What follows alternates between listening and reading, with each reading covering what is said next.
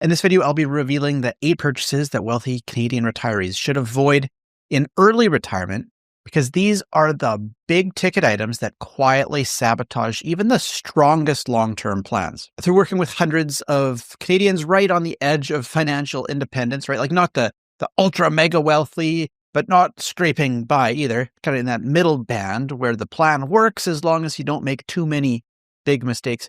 I've noticed this pattern. Most retirees don't get derailed by market returns or bad luck. They do get derailed, though, by a handful of early retirement purchases that seem totally affordable at 60, but they end up blowing holes in their cash flow, their tax plan, and their long-term stability. These are good people with good savings, but who simply don't have the margin for a couple of $80,000 to $200,000 missteps. So that's exactly why I'm making this video here today, to show you those 8 purchases that look affordable at 60, but they create massive problems that compound through your 70s and your 80s. Let's get right into it. Hey there, I'm Steve Willems, a wealth advisor with the Willems Wealth Planning Group out here in BC. On this channel, I help Canadians plan smarter retirements, reduce taxes, and make better decisions in the years that matter most. Okay, so let's start with the easy target, and not because I want to judge anyone's taste in vehicles, but because this one shows up over and over again in early retirement planning. And it has to do with luxury SUVs. Now, listen, I'm not here to tell you what you should or you should not drive. There's plenty of Canadians who genuinely can afford to buy new, and if that's you, wonderful. Enjoy it. But I'm also pretty sure that there are way more people driving brand new SUVs they stretched for simply because they liked the new car smell or they wanted the validation of a hot whip in the driveway. But here's the problem. These types of big ticket decisions, right, do far more damage to a retirement plan than simply skipping lattes ever will. Personal finance experts love talking about kind of the daily Starbucks habit or packing lunch at the office when you were still working. And sure, like cutting the small stuff might save you a couple $1,000 over the course of the year, and small joys that matter actually in life. But when you drop $80,000 to $120,000 on a new luxury SUV, that's not a rounding error. That's a strategic decision that you tend to make pretty quickly that ripples through your entire retirement. And here's the math that just doesn't get talked about, right? The moment that you drive that vehicle off the lot, you're going to lose 15 to 20% instantly due to depreciation. Your insurance is going to be higher. Your maintenance is going to be higher. The premium fuel, like you know the drill, right? Keep that vehicle for 8 to 10 years. And the all-in cost, like the purchase price, the tax, the insurance, the maintenance, the fuel, the premium luxury tax, can quietly hit $150,000 to $200,000. CAA has a really great cost calculator for us Canadians. You head over here, plug in your vehicle, your potential vehicle, kind of where you live, how much you drive it, and you'll see kind of all of these costs broken out in an annualized fashion. Really, really helpful. Suggest you give it a whirl. Now, for retirees whose plan works, but you don't have an unlimited amount of margin, this one choice might represent 2 or 3 years worth of retirement spending in a single purchase. So what should you do instead? Well, option 1 is just to buy the car that's 1 or 2 years old, right? Let someone else eat the depreciation. A lightly used lease return can cut that cost almost in half, right? You might save $60,000 to $80,000 without sacrificing features or reliability. I've done this myself. It works great. Option 2 is just buy reliable and keep it for longer. There's nothing wrong with buying new if your plan is to keep it long after a loan is gone. A car that you finance for 6 years and then drive for 10, that's totally fine. Option 3 is just accept that the millionaire next door probably drives a Honda. You can't prove it, and neither can I, but I'd bet that there are more truly wealthy Canadians driving an Accord than a GLE. Thomas Stanley writes about this effect in his book, The Millionaire Next Door. Awesome read if you haven't read it. A luxury car says that you spend a lot of money, not that you have a lot of money. Option 4 is if you must have a new car every few years, you should probably just lease. Some people genuinely kind of want that new car on rotation. Again, there's nothing wrong with that. Just recognize that leasing might be a more efficient way to kind of indulge the preference without locking up capital. And this is the whole theme of today's video, right? Like, we're not talking about the people with $12 million who can afford mistakes. We're talking about the people with $1, $2, $3, $4 million saved, right? Comfortable, but maybe not fully invincible, where a handful of big ticket decisions in your early 60s determine your financial freedom in your late 70s. And that brings us to purchase 2, one that kind of quietly drains your wealth even faster than a car. And that's like a lakeside cottage or a second home. Let me illustrate this one with 2 quick stories that I've seen play out firsthand. Because second properties, whether it is a cottage or a US snowbird home, or a kind of this will pay for itself, like a rental hybrid, they almost always look affordable at 60, and they almost always reveal their true cost by the time you hit 70. So story number 1, a client of mine bought a place down in Florida in the very year that he retired. He was pretty pumped, right? Sun, winter, golf all week, like this is the dream setup for him.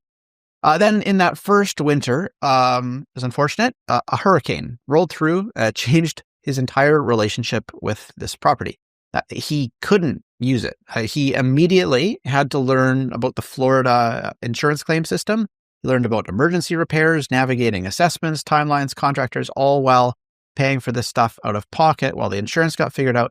And because the cash drain was much bigger than he expected, he figured, okay, well, I'll rent it out in the off season to earn back some US dollars to kind of offset some of my costs, which then meant that he was now learning about becoming a landlord in a foreign country. He was learning about US rental rules. He was learning about filing cross-border tax returns and getting into compliance with the IRS, learning about tracking 2 different currencies, managing bookings, turnover, all that stuff. When he bought the place, he saw the sunshine and he saw the list price, but he only saw the tip of the iceberg, right? The true cost, the insurance, the maintenance, the time, stress, tax, complexity. It was completely invisible to him till after he signed on that dotted line.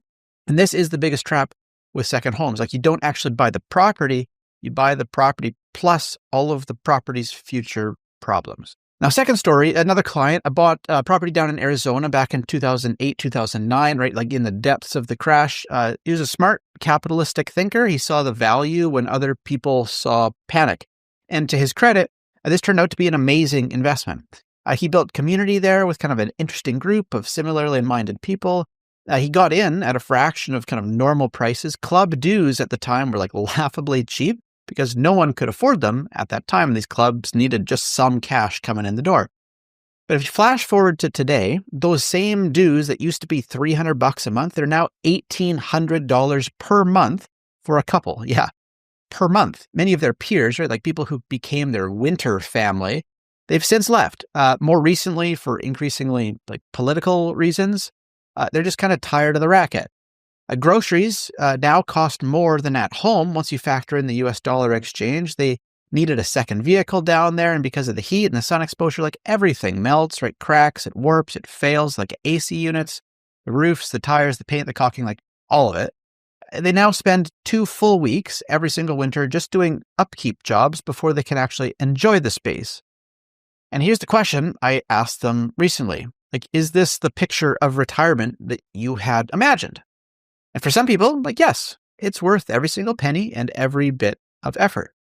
But for many, the idea of owning a second home is far more glamorous than the reality of actually owning a second home. There are countless other ways to access sunshine, community, and a snowbird lifestyle without anchoring your time, your money, and your flexibility to a property that demands just like more and more every single year. You could rent, you could swap. You could snowbird for a season at a time. You could try somewhere new every single winter. Like, ownership is just one path, but it's not the required one. And for many wealthy but not invincible retirees, it's the path that often erodes the most financial freedom. And this one catches so many retirees off guard. A lot of people hit 60 and they finally say, okay, well, let's make the house now exactly what we want. And there's like nothing wrong with that, right? But here's the reality. Renovation pricing today is not the renovation pricing in your head. It's not uncommon to see $500 per square foot for quality work on a rental right now. Like, trades don't even show up into your home for less than $80 an hour. Materials have doubled or maybe even tripled in the last decade. Most retirees, when they see the quote, they go into like full-blown sticker shock because they're still anchored to 2010 era pricing. Right? Like a simple kitchen refresh, like easily becomes $50,000 or $100,000. A main floor reno, $100,000 to $200,000, and that's before the surprises are found behind the walls. And that's a problem. But here's the real trap: renos rarely cost what they're quoted. If you've done one, you know this. There's always the final invoice, by the way, from the contractor, right? Here's what happens. Like you budget 80, so you pull 80 from somewhere, like sometimes your RSPs, because that's what they're there for. And then the contractor hands you that final bill for $95,000. And now, like, you're over the edge. You've already made the commitment. You can't unrenovate your kitchen. And so you go back to the RSPs for the extra $15,000. And that's when the damage happens, right? Because now you've unknowingly triggered a jump to a higher marginal tax rate. You've triggered potentially OAS clawback. You've maybe given up some age amounts or like other credits. And perhaps you permanently kind of inflated your tax baseline. It's going to follow you into future years. And once you're there, like, there's no undo button. And not because the reno was like a bad idea, but because the funding strategy, how you're going to pay for it, was never aligned with the final cost, which is always higher than the quote, right? The renovation is rarely the problem. It's failing to plan for where the money will actually come from, right? Smart retirees don't just ask, like, can we afford the reno? They ask, what account should this come from? And what if the final bill is higher? That's the question that's going to save you $20,000 to $30,000, $40,000 of unnecessary tax if you can pre-plan this. And now that you've kind of seen these first three purchases and how easy it is for well-intentioned spending to backfire on you, if you want to help building kind of your dream retirement as a whole, suggest you click the link in the description below to book a call. I'd be happy to kind of analyze your specific situation, kind of show you how to optimize your plan altogether. Okay, so let's move on to purchase number 4, the dream RV, maybe even the modest RV. Here's the thing about RVs. They don't have to be $150,000 Class A motorhomes to derail a retirement plan. Even the starter versions can turn into financial sinkholes. A friend of mine recently bought a brand new 26-footer about 7 years ago. A great experience, like right out of the gate. The warranty that was in place handled all the small stuff. It was simple annual service, like no surprises. It's totally perfect until the warranty fell off, which was perfectly timed. Fast forward to this past summer, everything looked fine until they noticed the floor was just a little soft. Then one evening, a rainstorm made it clear that the trailer was suddenly offering a very immersive, like indoor-outdoor experience. Water was coming inside. They brought it into the shop this fall to get a quote to see kind of what was going to be involved in fixing this up. The repair estimate came in at $18,000. They thought, well, that must be wrong. So they brought it to a second place, right in line with that first estimate. Like instant sticker shock.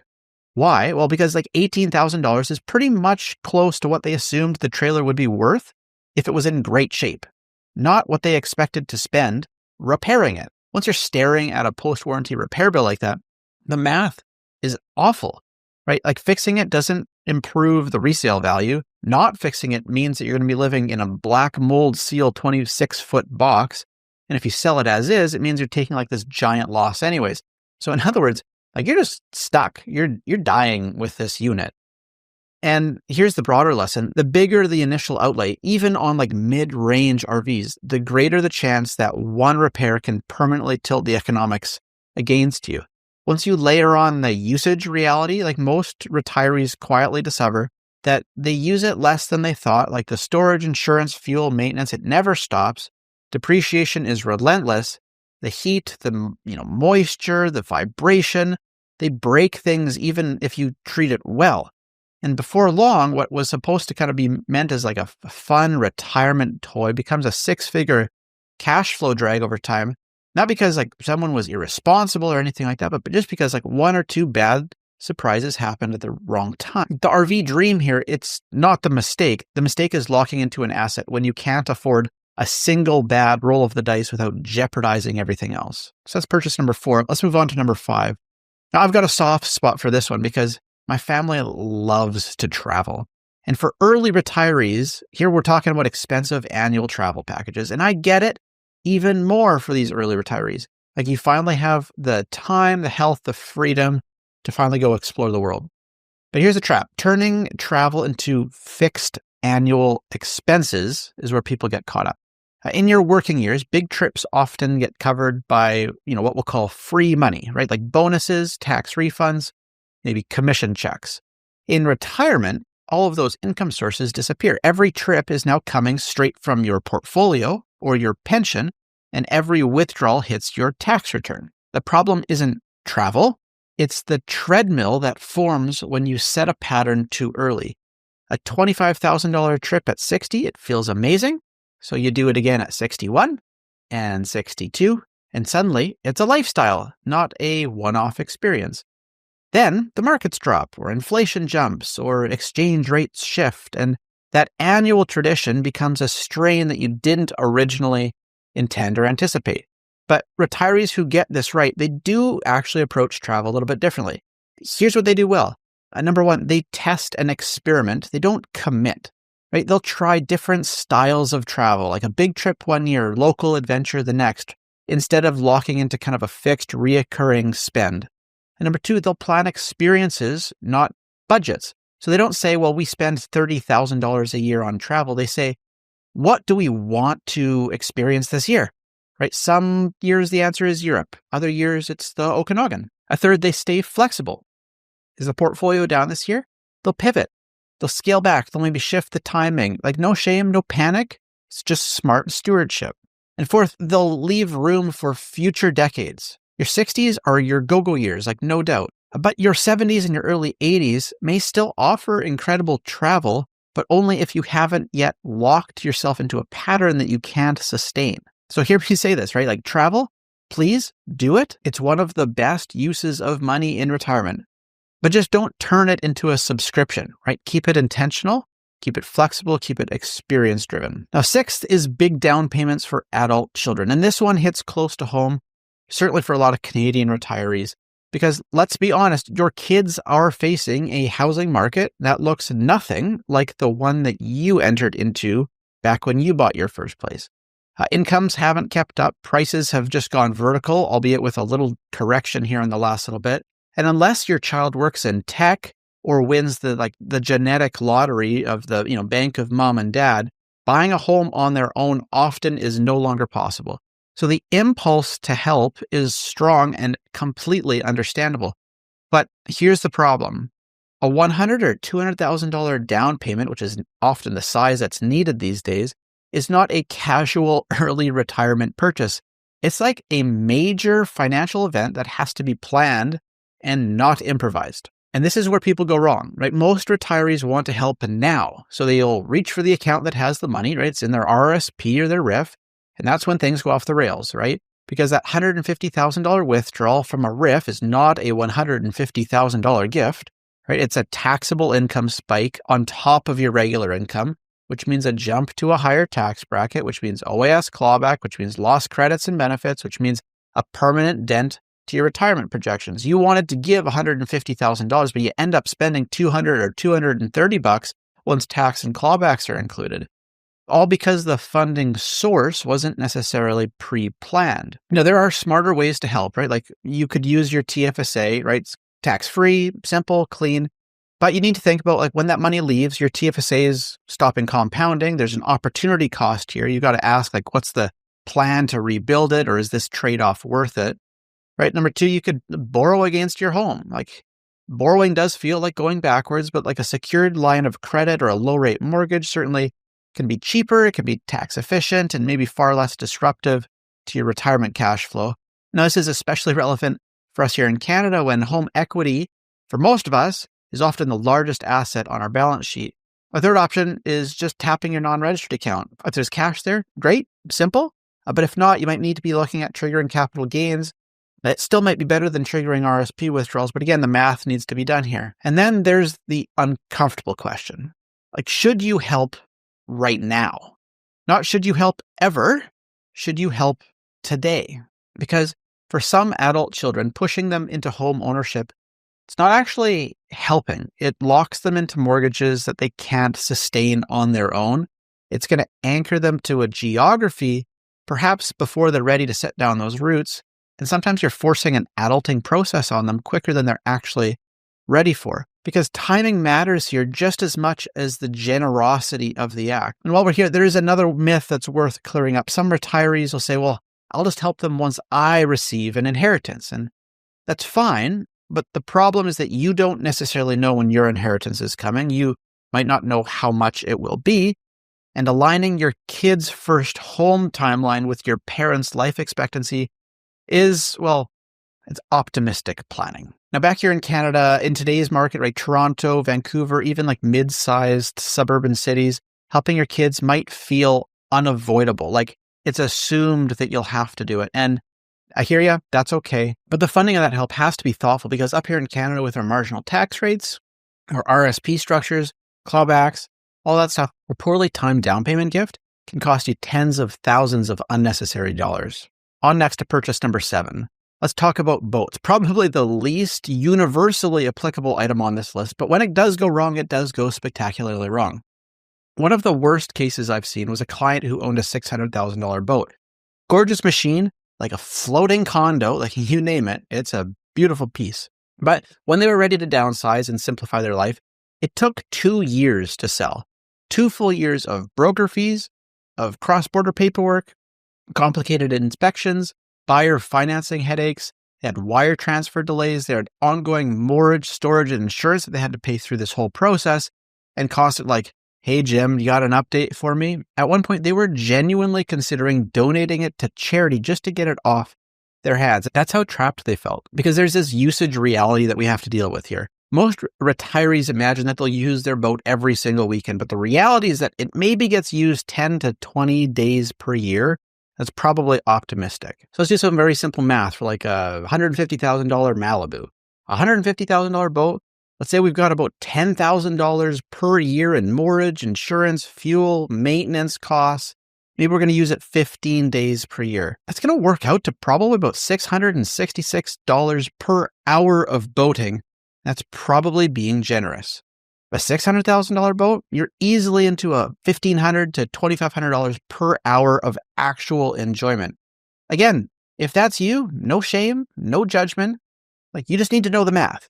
And again, don't forget that silent killer. With boats, there is always maintenance issues. The bilge pump, the battery bank, the wiring, the upholstery, the hull, the spider cracks in the hull, the trailer bearings, the engine that needs just a quick look for a quick $2,000 bill. Everything is corroding, it's oxidizing, it's wearing, it's rotting at all times. You're signing up for annual year-round storage, annual haul-outs, the specialized kind of marine mechanics, the privilege of paying marina fees, whether you use it or not. So what's the alternative? Let's make maintenance someone else's problem. Like rent a boat, charter a boat, or best yet, borrow a friend's boat and pay them for the fuel and a case of beer. You're going to get the weather, the water, the sunshine, the freedom, the smiles, like all that stuff without the insurance, the mortgage, the repairs, the depreciation, the 8 months of storage, and the stress of unloading a $500,000 asset when your life changes. Because there is this common line in the boating community, right? Like if you have a boat, you know the line, right? Boats are the ultimate 2 best days purchase, the day that you buy it and the day that you sell it. Everything in between is just a cash flow grinder disguised as a leisure activity.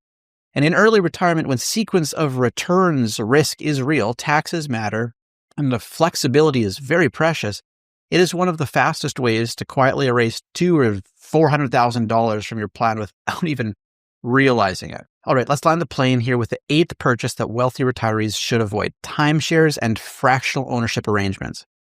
Now, I'll start with a fair acknowledgement that for some people, timeshares actually do work. I've met clients who say, hey, Steve, like without this structure, I'd never leave home. Like this forces us to book trips, pack bags, go make some memories. And again, if that's you, like great, no judgment. But for most retirees, timeshares are the financial equivalent of a Venus flytrap. Because here's the truth, the pitch is always lovely, right? It's sunsets and smiling couples and champagne and investment in your lifestyle, lock in your future at today's rates, like only 90 minutes of your time. You know the drill. But the exit is ugly, like really, really, really ugly.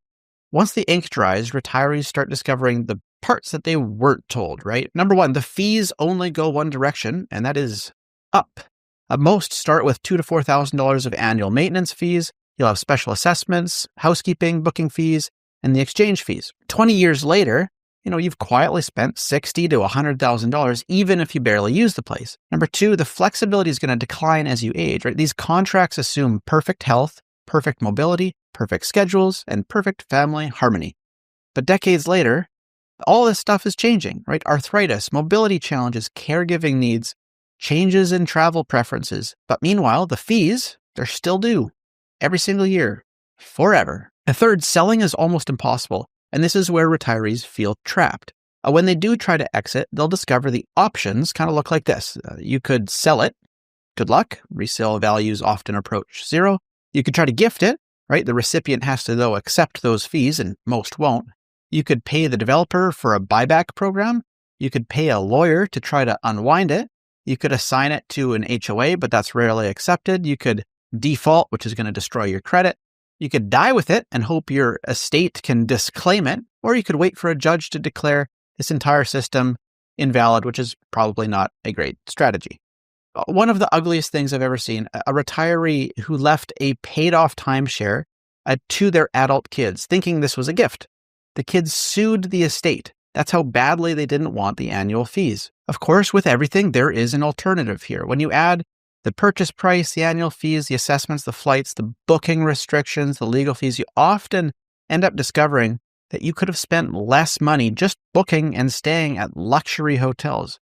That's going to give you more flexibility, no maintenance fees, no exit nightmare, and no lifetime obligation to a resort you stopped enjoying 5 years ago. The bottom line is this. Timeshares and fractional ownership looks inexpensive up front, but they're rigid when you need flexibility the most, they're expensive when you think you've already paid, and they're nearly impossible to escape when life changes. So for early retirees where freedom and optionality and cash flow stability matter more than ever, this is a financial shackle disguised as a vacation dream. So after walking through all 8 of these early retirement purchases, here's the real takeaway. It's not that any of these things are it's that early retirement amplifies the financial impact of every decision. When you're 62 and healthy, these purchases feel affordable. But when you fast forward 10, 20, or 30 years, the ripple effects of these decisions do compound, right? Higher taxes, often lost government benefits, higher insurance, maintenance costs, perhaps reduced portfolio longevity. You're locking in commitments to things that you can't unwind, and it's giving you less flexibility when your lifestyle actually changes down the line. So how do wealthy retirees actually stay wealthy? What do we see? Well, they run every major purchase through 2 filters before they'll commit to it. Number 1 is the tax filter. What does this really cost me after tax? It's not the sticker price that matters. It's the source of the funding that determines the tax, right? When you pull $100K from your RSP, it's not $100K, it's $140. When you help your kids with that down payment, that may push you up into clawbacks. When you fund those renovations also from certain types of buckets, it can bump you into higher tax brackets. The retirees who stay wealthy look at an after-tax cost of a purchase, of a spend. They don't look at the invoice. The second filter is the cash flow filter. They'll ask, what's the total cost of ownership? Because the wealthy retirees who keep their wealth, they think in decades, not fleeting moments. They'll ask, what does this cost me every single year? Not just today.